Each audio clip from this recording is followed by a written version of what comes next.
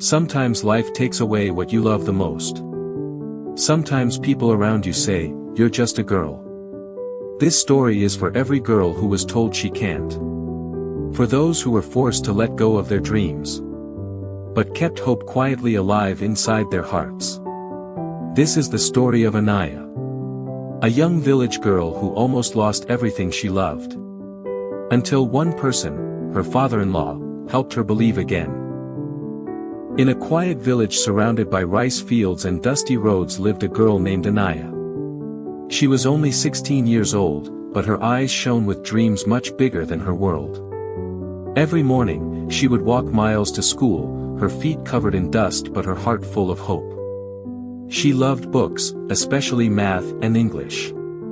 Her teachers admired her. Her classmates followed her lead. When someone asked, "Anaya, what do you want to be when you grow up?" she smiled and said, "I want to be a teacher. I want every girl in our village to study and dream, just like me." She was one of the best students in her school, always first in her class. Her marks were high, her dreams even higher. But life doesn't always let dreams fly easily. One evening, her father came home from the market. His voice was serious. "Anaya," he said, "your marriage has been fixed. The boy is from a good family. You will live a happy life." Anaya froze. "Marriage? But Papa, my exams are next month. I want to finish school." Her mother looked away. "It's decided, my child. It's time you take responsibility. A girl's real home is her husband's home." Anaya cried that night. She begged, she pleaded, but no one listened. Her books were packed away, her school uniform folded for the last time. And just like that, the brightest girl in school became a bride at 16. Her new home was far away, in another village. Her husband, Ravi, was kind but quiet. Her mother-in-law was strict. Days passed in cooking, cleaning, and endless chores. Her hands were busy, but her heart felt empty. She missed her books, her teachers, her dreams. At night, she would open her old notebook, secretly hidden in a box, and whisper to herself, "I don't want to forget what I learned." She would write small equations on the back of grocery papers. She would try to read English words from old lessons. But she felt alone. No one cared about her dreams, or so she thought. One evening, her father-in-law, Mr. Dev, came home early. He was a retired school principal, wise, calm, and soft-spoken. He saw a small light coming from Anaya's room. When he peeked in, he saw her writing something by the dim lamp. "Anaya, what are you doing at this hour?" "Oh, nothing, Babaji. Just some writing." "Don't be afraid, child. I was a teacher once. I know that look. You were studying, weren't you?" "Yes. But it doesn't matter now. Those days are gone." Who told you that dreams end after marriage? Everyone says a good wife should only think of her family. And a good husband's family should think of her dreams too. Anaya looked at him, surprised. No one had ever spoken to her like that. From that night, things began to change. Mr. Dev started giving Anaya old textbooks. Every evening, when the house became quiet, he sat with her in the small courtyard. You were a good student, weren't you?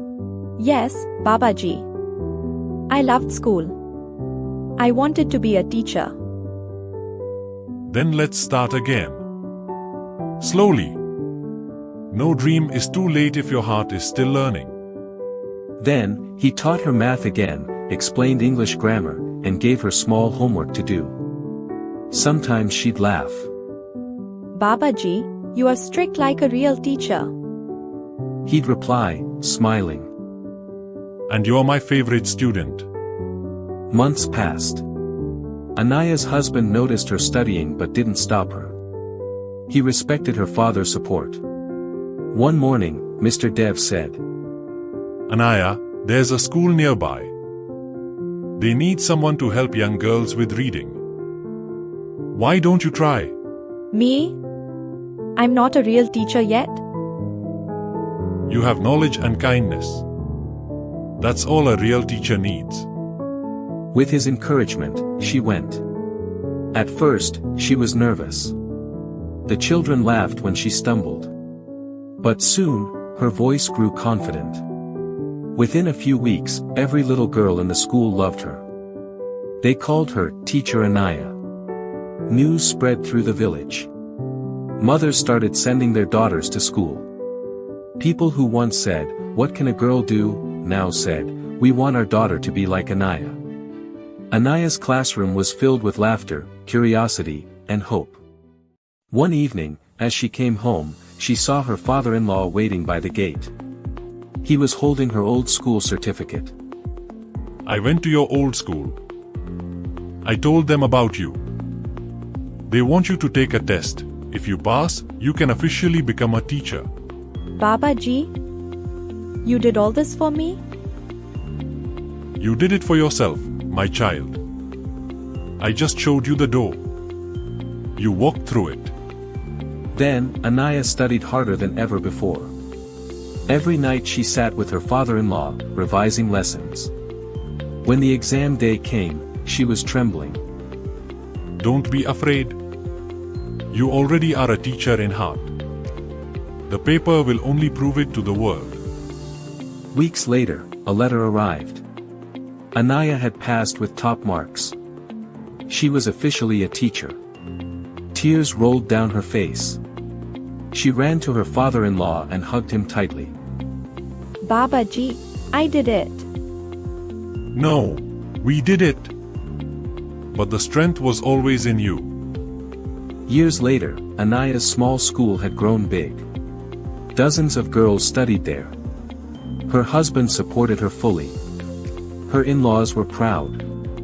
One afternoon, she saw a little girl crying outside her class.